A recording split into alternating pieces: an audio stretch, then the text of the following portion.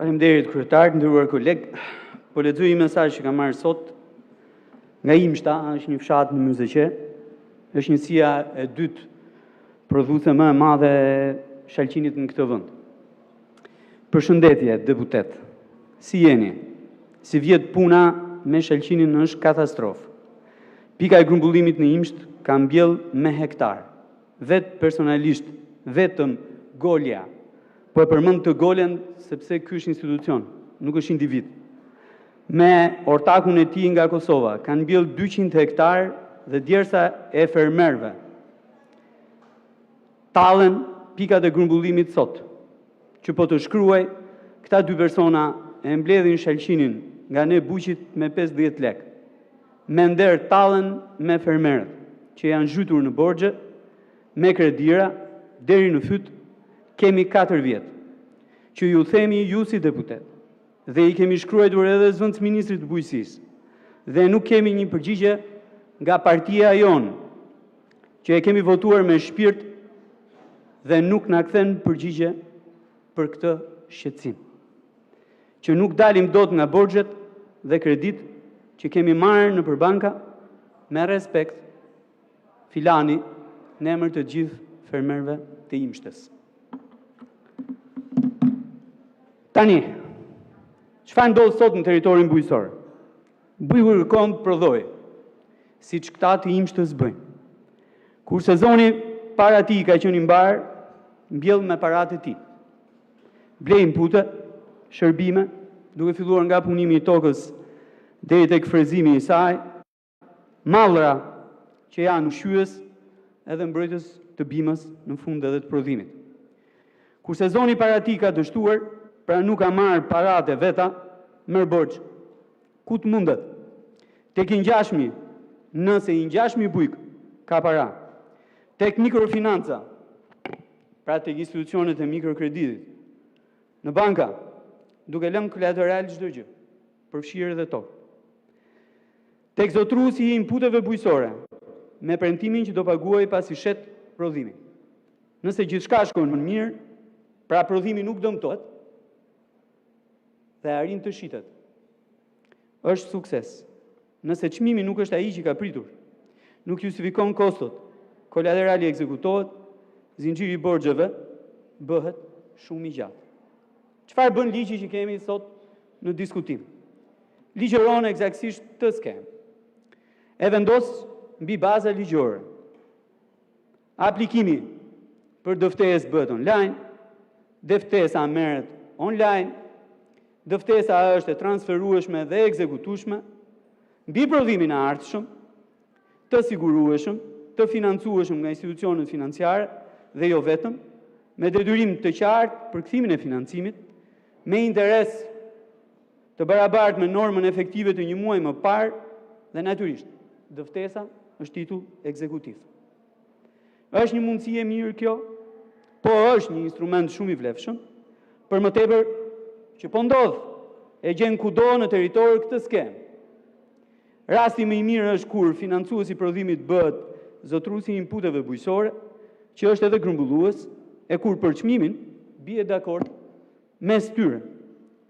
Çmimi është thelbi i ligjshëm në një transakcion formal. Por nëse nuk ka një çmim të mirë dhe formal, e gjitha dështon. Edhe në rastin që ne po e sankcionojmë sot me ligj. Dëftesa nuk rregullon këtë gjë. Nuk është çmim. Dhe as formalizim. Fatura fiskale po. Që të kemi një të tillë, duhet që kushtet fiskale ta favorizojnë këtë. Minimumi të TVSH-ja jon nuk e favorizon as formalizimin, as ligjërimin, madje TVSH-ja jon ka bërë që abuzimi të jetë sundues në treg. Abuzimi në treg për te i faturës është thelbi. Në kushtet që ju përshkrova më sipër, sipas fermerëve të Imshtës, që janë dhe fermerët e Divjakës, janë dhe fermerët e Lushnjës, janë dhe fermerët në gjithë Shqipërinë, formalizimi mungon për shkak dhe i nxitur nga tatimi mbi vlerën e shtuar, skema e tij që aplikohet në territorin e Republikës së Shqipërisë abuzuesit janë ata që dominojnë tregun. Çfarë po ndodh sot në Divjak me shalqinin që është fruti i momentit? Njerëz të paligjshëm, të palicencuar, të paregjistruar në organet fiskale, shkojnë tek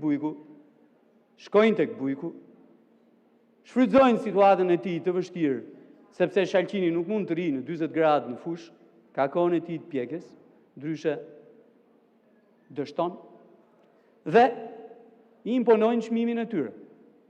Cili është çmimi sot? 6 lekë, 7 lekë. Cili është çmimi jo më larg se 300 metra nga këtu, në pikat e shitjes së frutave dhe perimeve? 30 lekë. 30 lekë. 5 herë më shtrenjtë. Prandaj, nëse se duam të bëjmë diçka dhe të japim sukses kësaj skeme që po miratojmë sot me ligj, do duhet që ta nisim nga aja, nga sistemi fiskal që kemi për prodhimin bujqësor dhe për produktet bujqësore. Nëse s'bëjmë këtë, ky ligj ka dështuar që tani.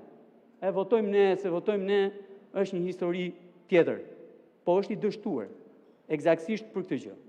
E dyta gjë që duhet bërë, dhe duhet bërë shumë qartë, duhet ndarë zotruesi i inputeve bujqësore nga grumbulluesi, nga eksportuesi, dhe në fund fare edhe nga financuesi. Se në rastin kur zotruesi i inputeve bujqësore, apo grumbulluesi, apo eksportuesi, janë të tre bashkë, e në krahun tjetër janë dhe prodhues, siç është rasti i imshës, me 200, me 300 hektarë, ajo do të ndodhë që shkruar këtu.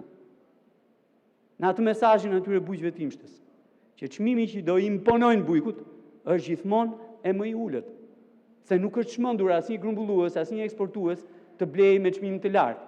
Jo, do të blejë me çmim të ulët për fituar gjithnjë më shumë. Shpreha që përdoret sot nga këta, nga ky grup i bërë bashkë në një, është shumë e thjeshtë.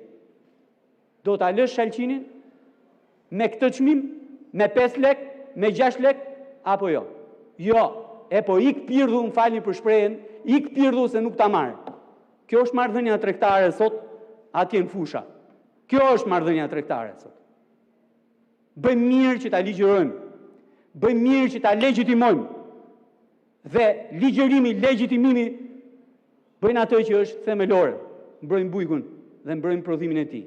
Asnjë dëftesë tregtare nuk do ta mbrojë bujkun nëse ne nuk rregullojmë tregun. Nuk rregullojmë sistemin fiskal dhe nuk mbrojmë bujqit nga fillimi, nga financimi i prodhimit të tij e deri në fund.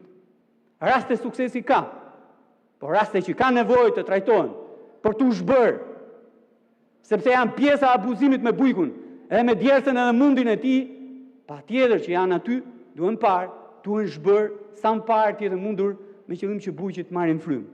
Faleminderit.